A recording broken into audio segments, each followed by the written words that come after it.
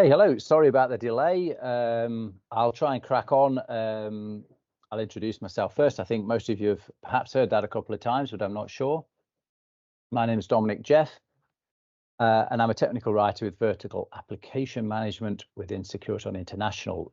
Essentially, we're the people who produce the design guides and case studies. Today, we're going to look at the various different technologies that we use for essentially advanced fire detection in environments that are not easy to detect in. And you see here, we've got the beam, we've got the ASD, we've got a couple of different types of line type heat detectors. So I think most of you know who Securiton are, but it's always worth reiterating. We're a specialist fire detection developer and producer. Headquarters is in Switzerland. We have a lot of high-tech production in Germany, and we have a big team of development engineers across the group, and that's really what underpins the technology and the expertise. Aspirating smoke detection is what we're best known for. We celebrated 50 years of that. We were really a pioneer, but we also produce various linear heat detectors, and we have a range of beam detectors. A lot of you will also know the fire alarm systems, Securify, but we're not really going to talk about that today, which is about detection. Okay, this graph may be familiar to some of you if you've seen our design guides. We have a version of it in pretty much every one, but it's always worth showing it because what you see here along the horizontal axis is the fire development. There's quite a long time where you've got an incipient fire essentially producing just a small amount of smoke. By the time you get flames, it really starts to move very fast into a blaze, and it wouldn't give you a lot of time at all to actually intervene and tackle it before you're looking at very major damages to the building, major business interruptions. Of course, it can also be a threat to people, although I'm mostly not going to talk about that today, not because we don't sort of value life above businesses, but because in these situations of challenging detection, as you'll see, we're mostly talking about low occupancy kind of situations where people would be able to get out, but what you want to do is kind of intervene much before that, so that you don't have to interrupt the operation, so that you don't have to essentially lose a lot of assets.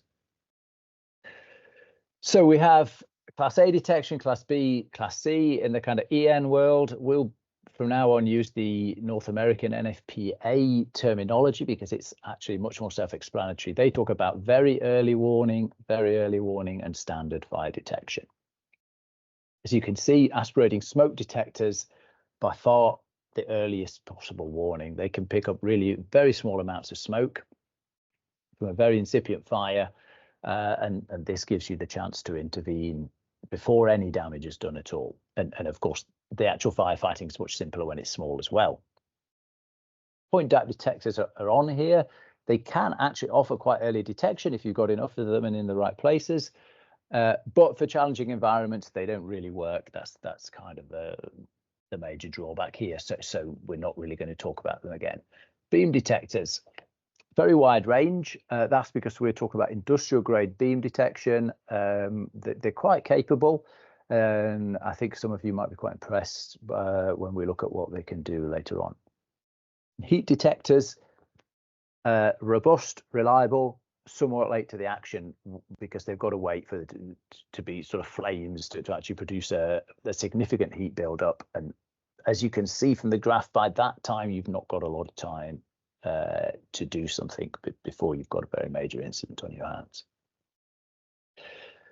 So why is the aspirated smoke detection so effective? Well, it's physically pulling the air out of the room, so it's active sampling. It's not waiting for the smoke to just to reach the sampling points. You've got multiple sampling points along a pipe. Yes, a bit of travel time as the smoke moves down the pipe, but because the suction fan is quite powerful, so that's not actually a lot of time that you're losing, and you then get straight into a large smoke chamber, in our case using an LED, in the case of Securi smoke systems.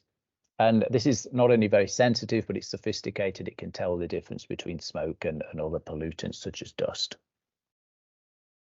And essentially that's why these devices can detect very early.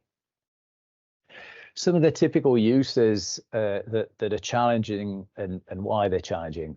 Data centers might not seem like an obvious challenging environment, but what you have is very high airflow. You're always trying to cool the servers, and high airflow obviously means that any small amount of smoke that's being produced from typically a small electrical fire in one of these servers that's overheating, it's going to be diluted very fast. So essentially you need a lot of detection. You need powerful detection in the hot air outflow so that you can pick up smoke. And you really want to go for early detection here because these are valuable and business critical systems that we're talking about, and actually smoke itself can damage them beyond repair, let alone fire. Then we have logistics and warehousing, very big area for us. What's the challenge? Well, essentially very high ceilings, very large areas. Sometimes you might have hazardous things in storage, and all kinds of complicating factors which we could go into. But even in a basic warehouse, the fact is you've got things like smoke stratification. You've got a big area, but it's divided, perhaps in a way that changes in configuration. So yeah, it's not simple to detect effectively within the racks or on the high ceiling where you can have stratification. Then we look at dusty areas. Obviously, dust is a challenge. If you were simply using a point detector, it's going to false alarm because of dust. It's going to clog up. It's going to have a very short service life.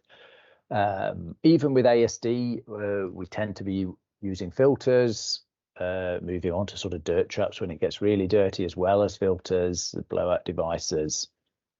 But what we also have with Securismoke is that we're offering IP54 or even IP66 levels of protection on the device itself, so that they're tolerant to dust, they're tolerant to moisture, splashing, vibrations, a lot of different things for essentially your classic harsh environment. And finally, we look at cold storage. The ASD system works in a wide temperature range. In the case of Securismoke ASD, actually, you can also mount the device itself inside of a deep freeze. So with some systems, obviously, you can run the tubing into cold air, but then you still need to kind of cool it down, and you have issues with condensation. Warm it up, issues with condensation. With ours, you can actually put the whole system inside and it'll work down to -30, which is really very cold.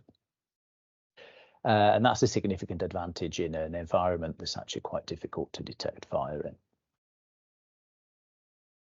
Quick look at codes and standards. I don't want to get bogged down in those, but obviously we have the American NFPA system in the dark green, and then the European EN the kind of standards architecture in the light green there. But as we see, if you want to detect early, then you're confined to a smaller area per detector because you're having to have more powerful aspiration and more sampling holes. And then once you get up to the Class C detection, the standard detection, actually with a single aspirating smoke detector, you can cover a very large area, 1,600 square meters there in the case of the EN. And on the right, you can also see that the height of the room that you're in also affects that. So as you start to get higher, then you have to start to again reduce the area that you're allowed to cover. But of course, you can also combat stratification with the ASD by running the tubing vertically. So I'm not here to give you a sales pitch, but just to show you, we have quite a wide range from the smaller ASD 531, which is designed to be sort of easy to install, simple device, still offering you IP54, still very capable even in a harsh environment. And then at the far end, we do have the HD version, which is extremely robust and also covers very wide areas with big temperature ranges, but with that addition of IP66 level robustness. Okay, so why don't we use ASD for everything? Because it has limitations, and essentially one of the questions here is, there are others, but how dusty is too dusty? Well, we looked at light dust in a sort of warehouse situation, for example. We use filters to prevent the ASD getting dirty. Obviously, we want to keep the service life at the maximum. We want to keep the maintenance cycles to a minimum. Medium dust, certainly an area that we still continue to use our ASDs, but you're starting to have special filters, dirt traps, blowout devices. So you've got more cost, more hassle, and the question of what an acceptable maintenance cycle is starts to come in as the environment gets dustier and dustier. Extreme dust. Essentially, you come to a point where you say, no, ASD can't do the job anymore. And that's where we would look at linear heat systems as the best solution. Okay, so we have two kinds of linear heat technology within the Securiheat stable. The first one is ADW. It's kind of a unique system. This it's a sealed, typically copper tube, but also available in stainless steel or Teflon. And in the kind of the environment where you're detecting, you're just running that tube in there. It's entirely inert. It's made out of metal, and the device, which is typically situated outside any harsh area, is simply measuring the pressure in that tube. It detects both radiant and convection heat using that method, and it can you can set it to alarm on a maximum temperature, or you can use a rate of rise algorithm that it has, which is very effective. Then we have our Listec technology, which is a sensor cable. Again, it's a sealed cable with a series of individual sensors located in it, functioning as a line type heat detector. So this accurately shows you the location of a heat incident. Also detects both radiant and convection heat. Also can use maximum temperatures or rate of rise alarms. And the advantage, certainly one of the advantages, is the huge distance that it can cover. Sensor cable up to 3.5 kilometers. Although we also have a smaller version where that's not appropriate, that I think has sensor cable up to 320 meters. So depending on the use case, you choose one or the other. Here are a couple of typical uses for the ADW device. Food processing is a big one because you can have stainless steel tubing, which means you can spray it down, you can use chemicals. It's pretty much resistant to everything.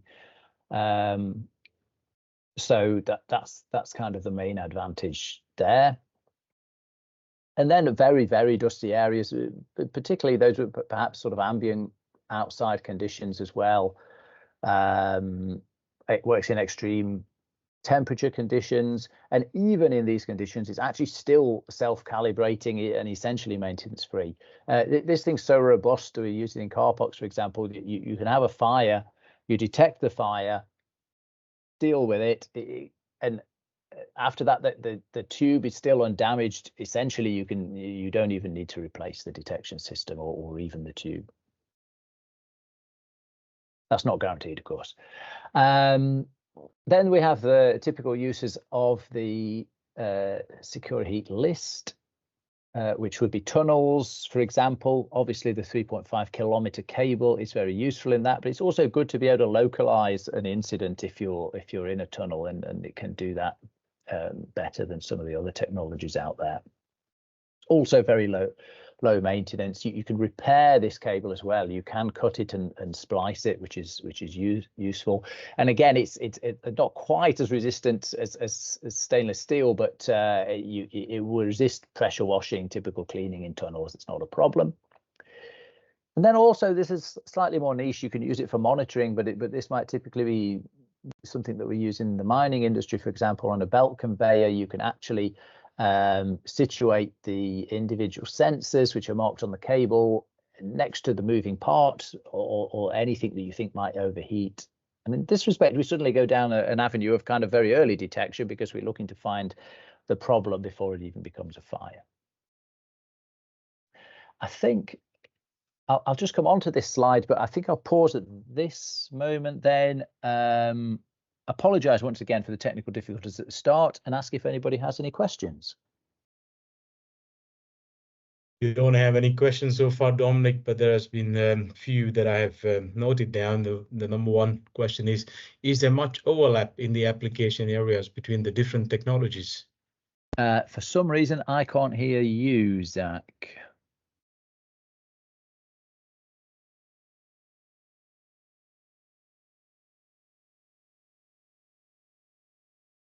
Do you hear me now? Dominic?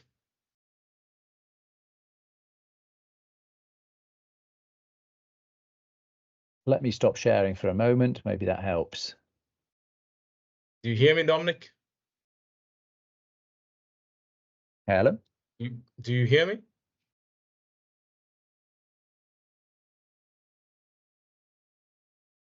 Do you hear Hello? me? Okay. Please proceed, Dominic. You can please proceed.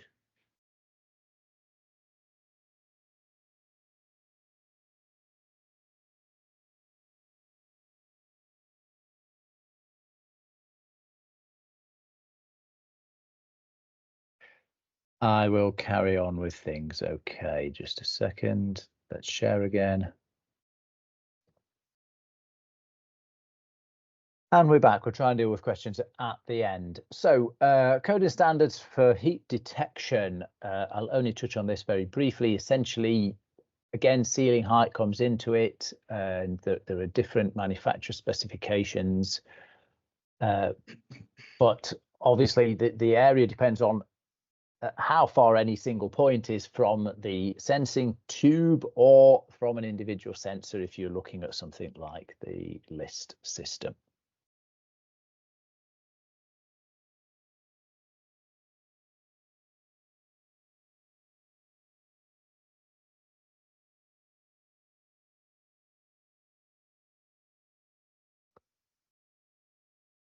So here we have the ADW devices that we offer. Again, there's a sort of HD version, and then the two different kind of LIST. One, as you can see, can have up to 2 times 100 sensors. The other 350 is a much bigger system.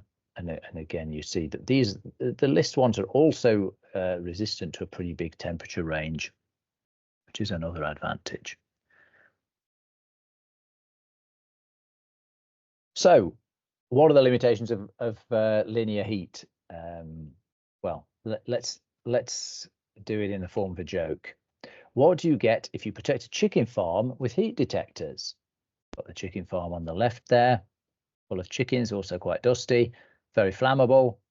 You get roast chicken because essentially by the time you detect the flames, it's going to be too late to actually do anything. Once you've got, I mean, these things are hot anyway. Once you've got a sort of detectable blaze going on that you can say, yeah, we've got a fire here, it's typically unmanned, then essentially it's spreading very fast and your chickens aren't going to make it, which is going to annoy your clients, of course, who are expecting the at a certain time.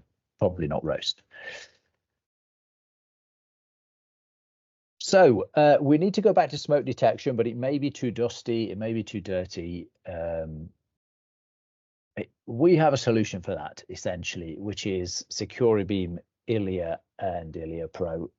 These, yes, they're beam detectors, but it's industrial grade beam detection, which offers you a lot more performance, a lot more reliability, and a lot more flexibility in the sort of environments that you can work in. If you look at the principal operation here, first of all, it's a transmitter and receiver system, not a transmitter receiver and a reflector, which the more simple systems tend to have.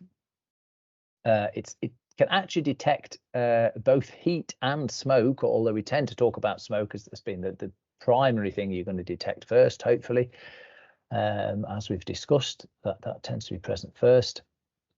And again, because it's detecting the amplitude modulation effect, then we can try and kind of, again, reliably distinguish dust from smoke. It's very good at that. It's got a high false alarm immunity.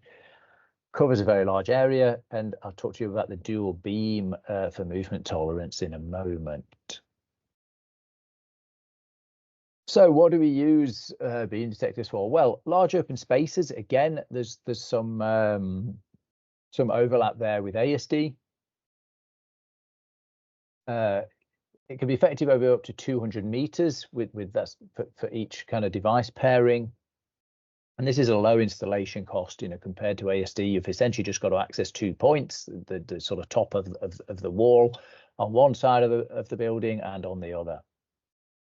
And when we talk about the dual beam, this is essentially it's a system whereby instead of just having a single beam, each device is firing 2 and receiving these 2.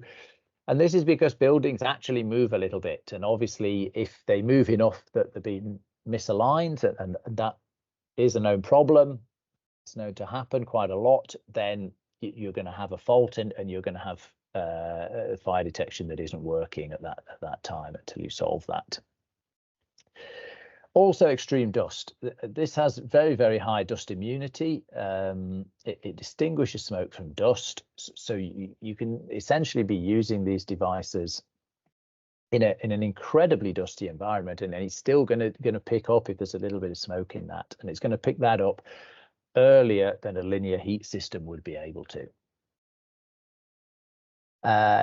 In order to support that, obviously, the devices themselves need a little bit of protection. We have things like protective cases. We have an air barrier, which is very, very effective at keeping the devices themselves clean, and also a glass, nano-coated glass that you can put in front of it, which again ensures that both moisture and dust are kept away from the devices themselves.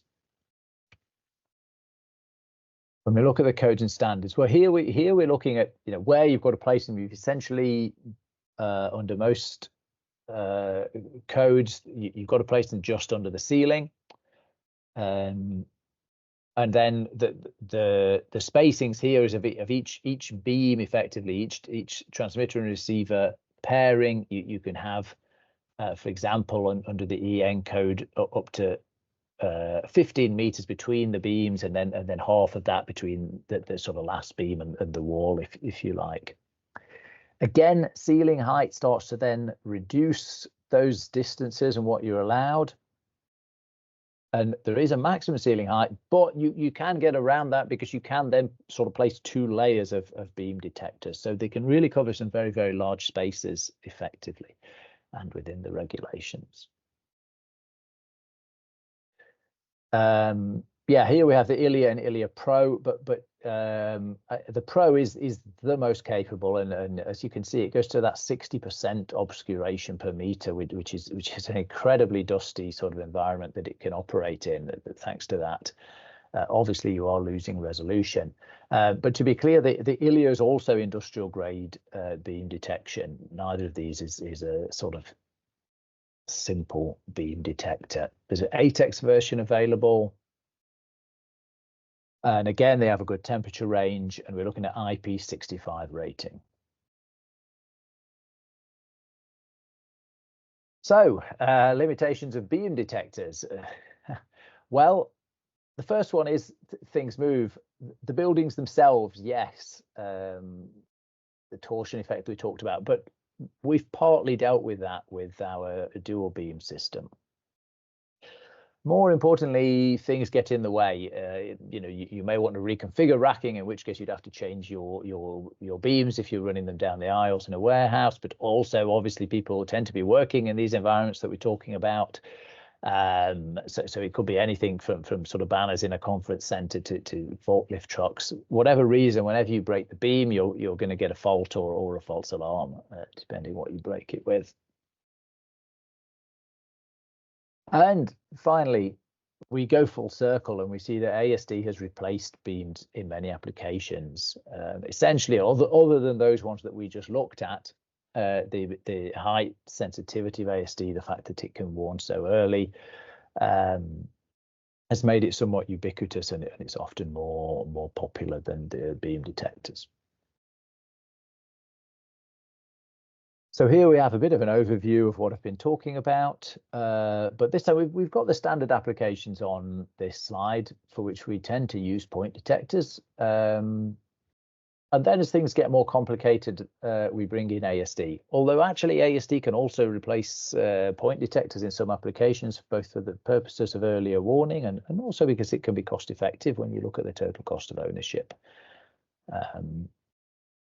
But typical ASD applications, as we saw, data centers, we've got here operating theatres and healthcare. We've just this year published a design guide on the healthcare sector.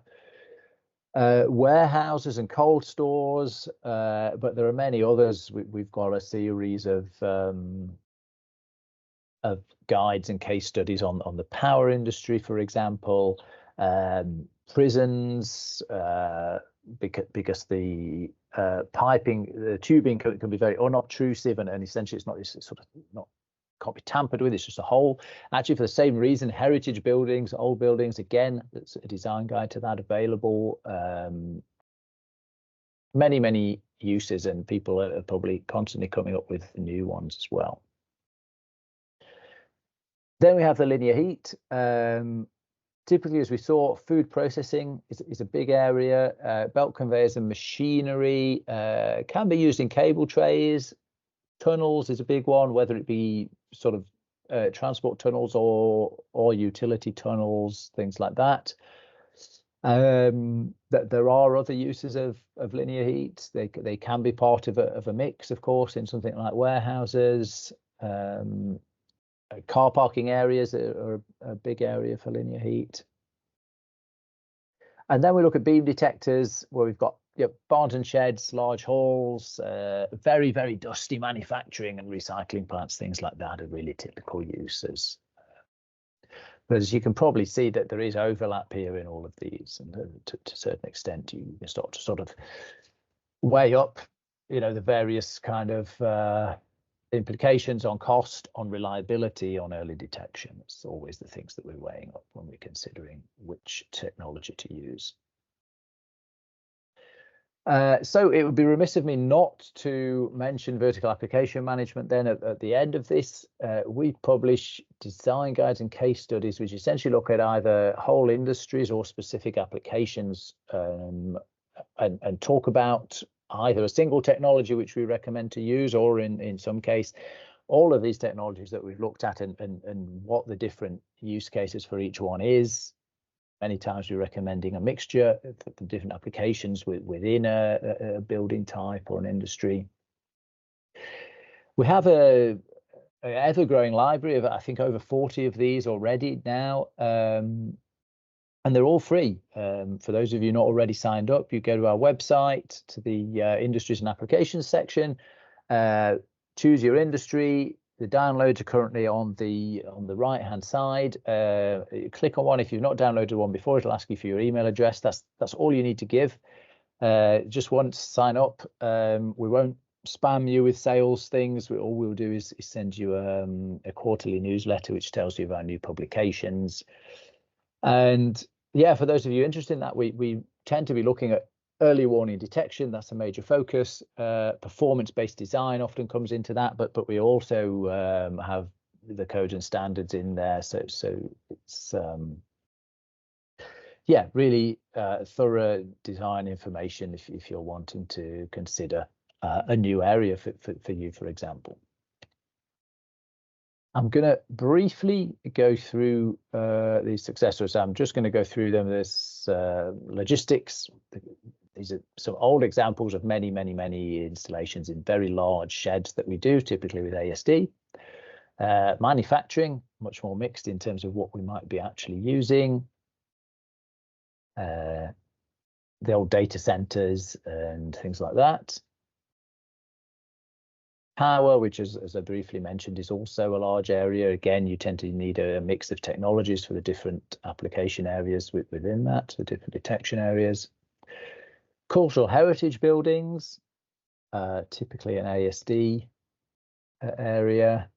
Office buildings, which is much more mixed. Malls, hotels, tunnels, metros, public transport.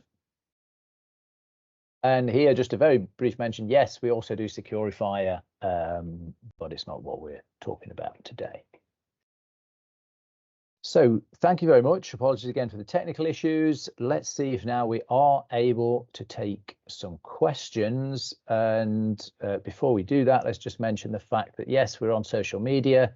If you want to interact with us or just see kind of what we're up to, LinkedIn, probably the best in my opinion. We also run Instagram and TikTok, and you can link with us here. Okay, let's try again with those questions then, Zach. Dominic, do you hear me? Hello, Dominic, do you hear me?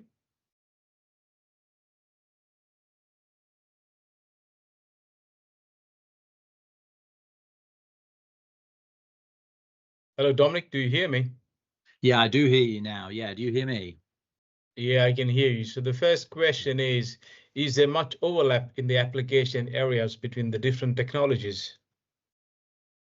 Yeah, certainly there's considerable overlap. Often 2 or even all 3 technologies that we were looking at would offer a viable solution to fire detection. And essentially it comes down to weighing the advantages and disadvantages. Often you're balancing reliability with detection performance, essentially, but also cost may come into it. The next question is ASD the preferred detection method if it's possible to use it? Yeah, not necessarily, although of course it is very good, which is why so many people use it and why it often comes out on top when they are kind of balancing those advantages and disadvantages. Except in the harshest environments, it tends to offer the earliest warning. As we saw at the start, that tends to be a very good thing. It means you can catch the incident before it's a problem. Not necessarily the cheapest option, although we pride ourselves on low maintenance needs with the Securi-Smoke range, and it's probably higher maintenance than both Securi-Heat and Securi-Beam. But yeah, it is very effective. I'm interested in other systems, but I currently only work with ASD. How do I learn how to design for and install Securi-Heat and Securi-Beam? Yeah, good question. We actually have a very much the same kind of training and certifications system available for Securi-Heat and Securi-Beam as we do for Securi-Smoke. So those of you who are familiar, who've gone through our online trainings and certifications with the Securi-Smoke system, you can find the same kind of process for the other technologies available from our technical team and a training team, and again a similar level of technical backup once you're up and running, but needing a bit of help. Do these technologies support integration with automated suppression systems? Yeah, yes, you can design to incorporate that, and we tend to mention that in our design guides, actually. Obviously, it generally involves a double tap approach to guard against false alarms when you're talking about automated suppression.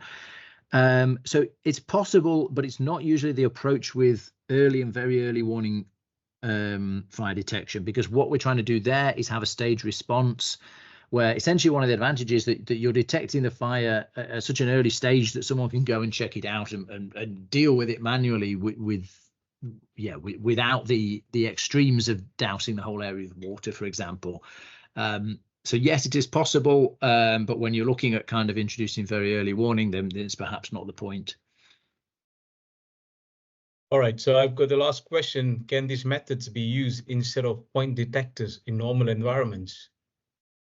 Yeah, absolutely. Especially ASD, we actually have a design guide dedicated to using ASD as an alternative to point type detectors, with the advantage obviously that it allows early detection, but also other advantages too, such as total cost of ownership can be an advantage because of low maintenance.